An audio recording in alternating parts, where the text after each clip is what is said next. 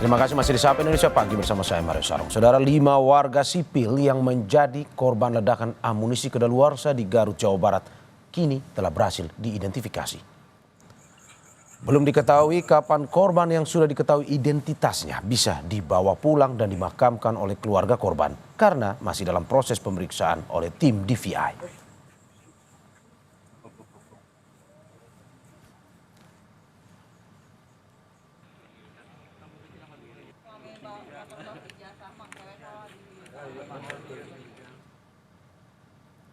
Kalau yang udah teridentifikasi dari anggota ada 4 orang, dari masyarakat sipil ada 5 orang. Oh, 5 orang. Di 9 ya Bu ya? Sudah bisa berapa Bu yang belum bisa diteridentifikasi? 4. Ya. Sudah bisa diserahkan ke keluarga belum?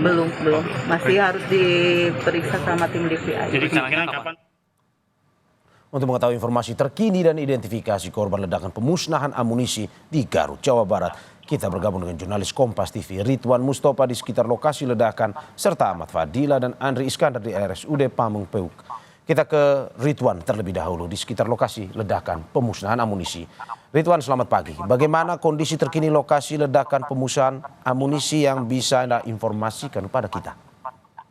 Ya Mario dan juga saudara, benar sekali bahwa pagi ini saya sedang berada di Desa Sagara, Kecamatan Cibalong, Kabupaten Garut, Jawa Barat, di mana tepat di belakang saya merupakan lokasi atau pintu masuk menuju ke kawasan penghancuran amunisi kadaluarsa atau amunisi tidak layak pakai. Di mana di belakang saya tampak terlihat sejumlah tulisan, juga ada pelang berwarna merah bertuliskan dilarang masuk kawasan menuju penghancuran munisi APKIR. Jadi memang warga tidak boleh masuk ke lokasi tersebut. Tadi pun kami bersama sejumlah awak media mencoba untuk masuk ke lokasi untuk melihat secara langsung tempat kejadian perkara pasca ledakan terjadi. Dan memang di lokasi dipasang garis polisi dan memang sangat steril, termasuk dijaga oleh aparat TNI. Dan kita pun tadi diimbau untuk segera untuk meninggalkan lokasi tempat kejadian perkara. Kalau boleh saya gambarkan Mario dan juga saudara,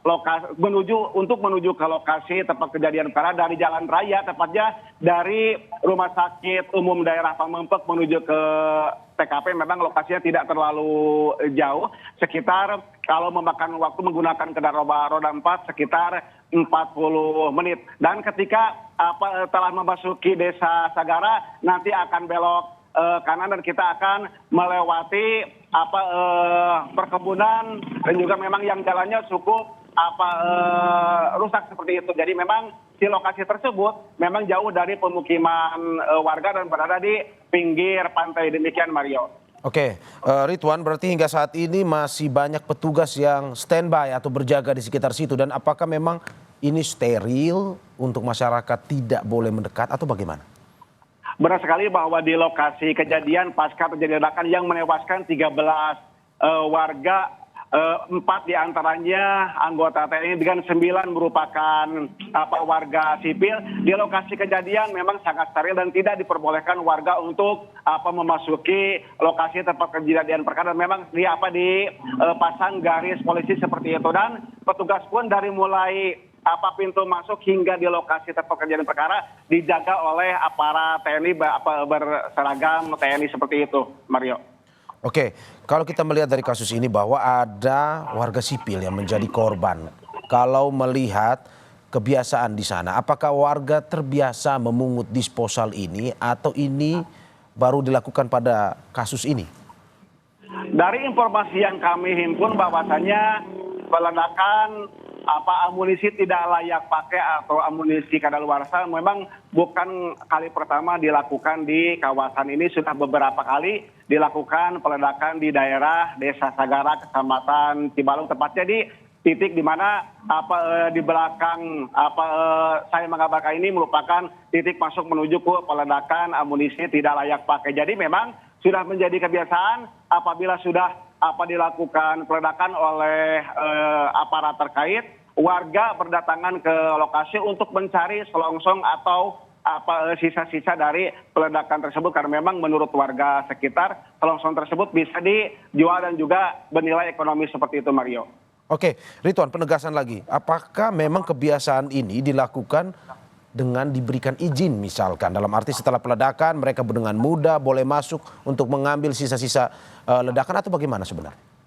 Nah, kalau misalkan berkaitan dengan apakah memang mendapatkan izin atau tidak dari aparat terkait atau aparat berwenang, memang kita pun belum mendapatkan informasi secara resmi. Namun demikian, warga di sekitar lokasi apabila pasca terjadinya atau pasca diledakannya sejumlah amunisi yang sudah tidak layak pakai atau kadaluarsa, warga sering datang ke lokasi untuk mencari selongsong-selongsong atau sisa-sisa dari peledakan amunisi yang sudah tidak layak pakai tersebut. Demikian, Mario.